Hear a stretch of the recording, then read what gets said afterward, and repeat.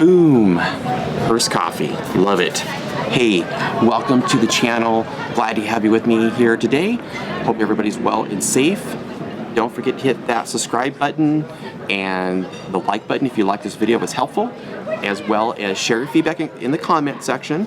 And remember, ring that bell so you get notified when a video is posted. So today we're going to talk about some tips, kind of the next stage, some of the professional thoughts and considerations. So let's get started.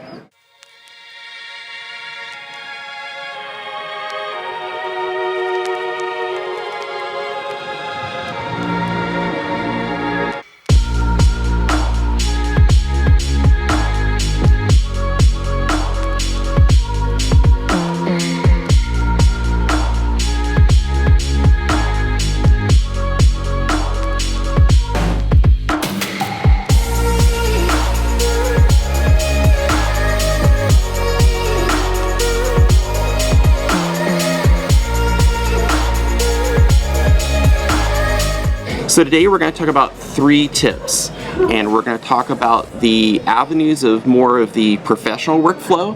So I would say tip number 1 is the production and the solution, right? And if you're a group, you're in a corporation, you're a church, you're a nonprofit, right? You're really thinking about how you move to that next stage and where you go to next. And so when you get to more of the professional aspect of it, we're talking about more of the higher level production switchers. That could be a Blackmagic design switcher, which I've used, NewTek, the TriCaster switcher, and those type of production systems are integrating SDI, what we call BNC connectors that go into the units, and those are routing our video feeds and allowing us to input audio, more professional audio mixing, what we call XLR into the unit, and then we might add other elements to build out a rack configuration, and that might be some additional Blackmagic gear, it might be the NewTek, it might be some additional gear from popular one is AJA or AJA we call it. So those are kind of more of the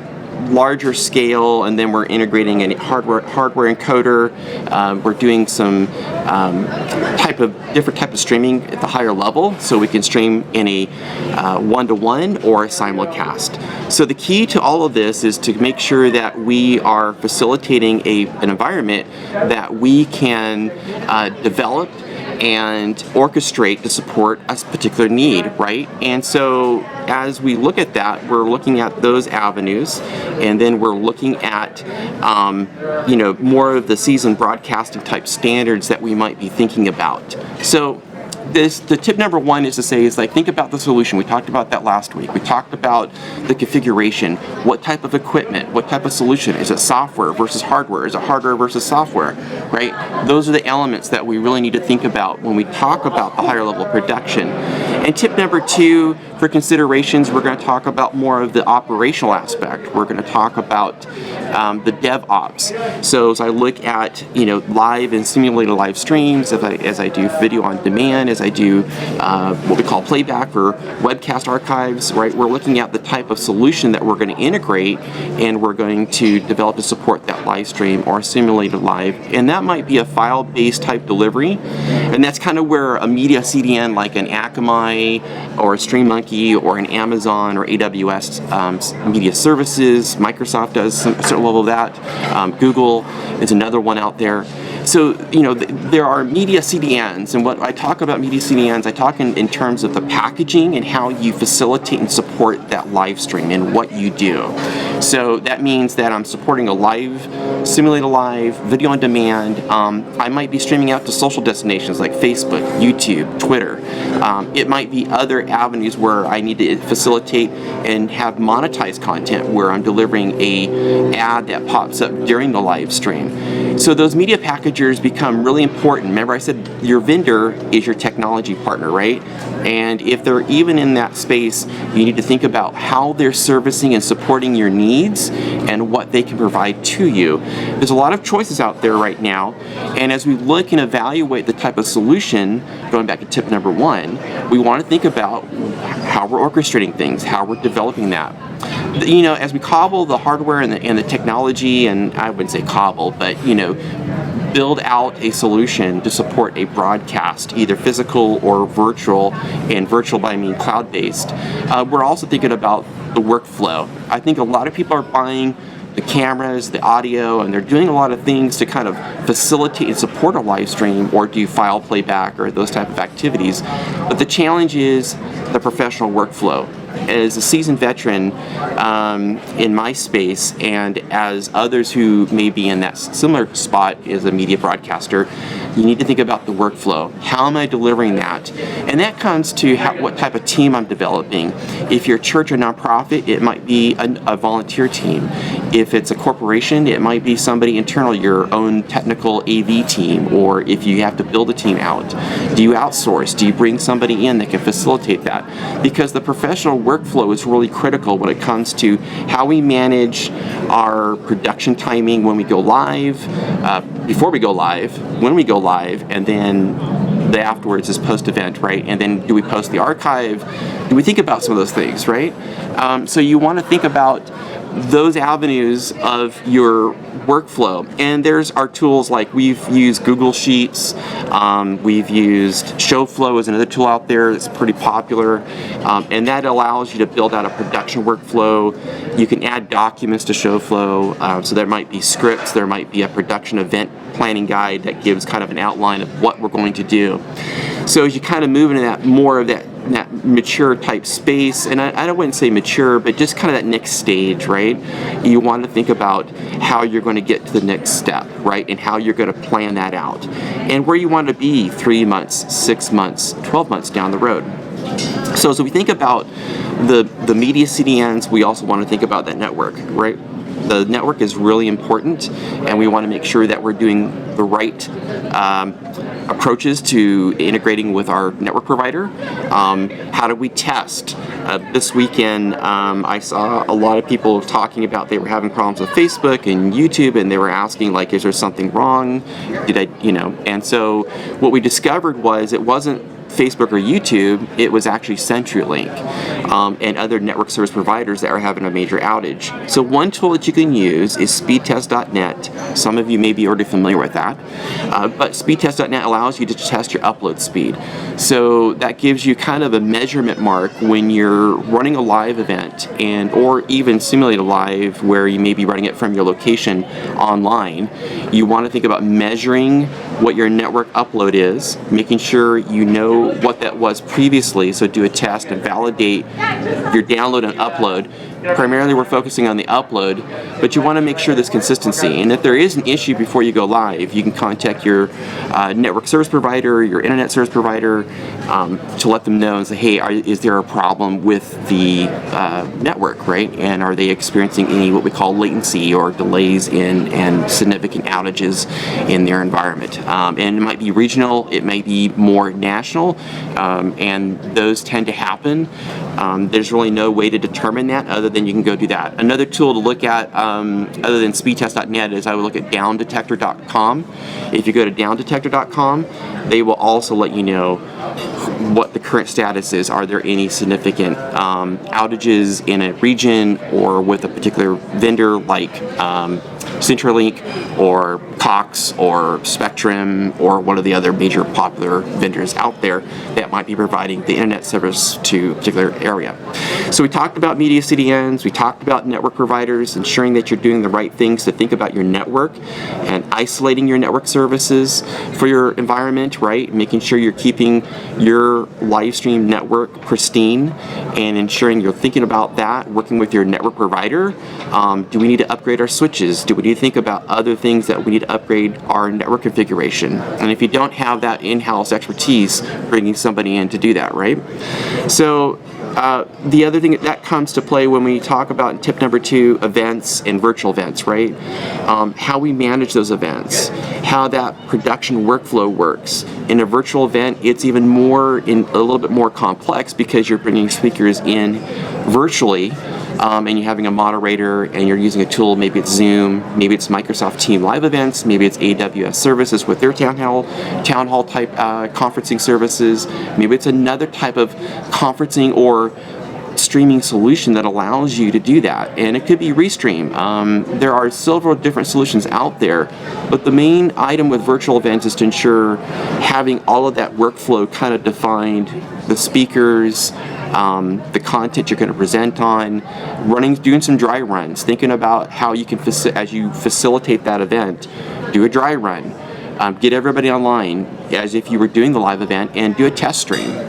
So testing is really important. We talked about that in the last conversation.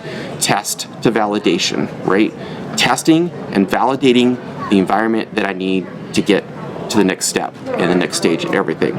So we talked about those aspects of it. Remote production and mobile production is another popular one in professional environments or more larger setups where now we're looking at mobile production, different types of cameras, backpacks that I can carry and do set up a mobile production environment. There might be other elements that I'm integrating to do those activities. So when we think about the mobile production, it might be in a setup, a physical environment that I have set up in a location. Networking is going to be important, the type of equipment I'm using, the cameras, what type of camera might be more beneficial out in the field versus in-house. Whereas in-house we might be using a P2Z camera, we might be using a more larger broadcast camera. So we want to think about those elements from a mobile production, and there's been different strategies used. There's mirrorless cameras like the Sony A series cameras, there's Canon, there's some other different types of technology that can, from a video perspective, that can be integrated. Blackmagic pocket cinema cameras are another popular one, more expensive, but as you move up to those areas, you again want to think about that solution, right? And you want to think about how you're integrating. And so mobile production is a big one right now. Remote production, if we have a remote production facility, again, I have a remote productions location, and I can remotely control and produce a speaker at another location. And there are new solutions now becoming available that were previously there, but now is because of the social distancing and the pandemic, we've had to look at how we manage those remote productions and how we have a central location, and then we pull those people in, and there are now solutions available that you can do that either through Blackmagic or different software platforms integrated with a different setup at that location, and then we're doing a connection over IP, right? So now my network becomes even more important to have consistency and making sure everything works. A couple of final points I would cover would be analytics and R&D. So analytics is important. We want to measure. It's a whole topic in itself. I would say this real quick is analytics right now, we're measuring the sentiment of the audience, the unique views, and we're looking at the overall coverage. Facebook has their unique algorithms and how they measure analytics. YouTube has theirs as well. So we want to think about how we integrate and look at those analytics and how we track those. There are different tools, different ways. Some provide what we call BI, business intelligence component, and what that just means is I'm giving, just like this table, I'm giving data a seat at that table, right? So that we can start looking at those analytics, what's valuable to track. Generally, we're looking at where the audience is connecting from, the number of views, how long they watched, what type of platform are they connecting with? Is it a mobile device, right? Versus desktop? Is it a connected device like a Roku, an Apple TV, a Fire app? So those are those elements there that we're looking at and we're integrating. And then finally, I would say, from an R&D perspective, we would look at the other area of thinking of how we integrate the research and development process of how we build everything out, right? And we talked about testing and validation. A lot of time, there's a bit of time, I would say a lot of time, but a certain portion of time you want to commit to having research and development. You want to research the type of technology or solutions you're going to integrate. You want to develop that process. And the way I kind of approach this is this. Think of it as a life cycle, right? And in the IT world, we call it an operational life cycle. And we think about that, and we think about the DevOps, which is the development operational life cycle. In the operational life cycle, I'm thinking about the build out, the setup, the deployment of the solution, operationally how it's running, and then the support function of it. And then from a DevOps perspective, we're thinking about how I integrate a webcast player into a web page. How am I supporting the digital marketing team or communications team or the IT team that may be setting up the website, or how we integrate into YouTube. So there's an area of the webcast production, even as a webcast producer, that I have to think about the technology and how everything functions as a solution. And so if you approach it from a life cycle, I think that's really valuable. It kind of gives you the different stages you're going through that process and thinking about that. So finally, I would say, if there was a tip number 3, I would say, making sure you test your environment, make sure you're validating your setup, making sure you're bringing the right partners in, and how you're integrating everything that you want to do. And so I would encourage you, if you have questions, feedback, share them with me. Let me know where you're at, and if you need help connecting, I'm happy to do that. And as we talk through these dialogues and these coffee adventures and just having a few moments to chat, share your feedback and let me know, how's it working for you. And everybody's in a different spot right now, but I think the goal is to kind of work together and collaborate. And I would say communication is key. It's, I think, an imperative if you think about it, and making sure that you build the right environment, the right process, and validate that effort so that when you do these webcasts and live productions, everything's functioning as you need to do it. So, thank you for joining. Don't forget to hit subscribe, hit the like button if you like this video, it was helpful, share your feedback through the comments, and remember, ring that bell to let you know when a video is posted. Take care, have a great day.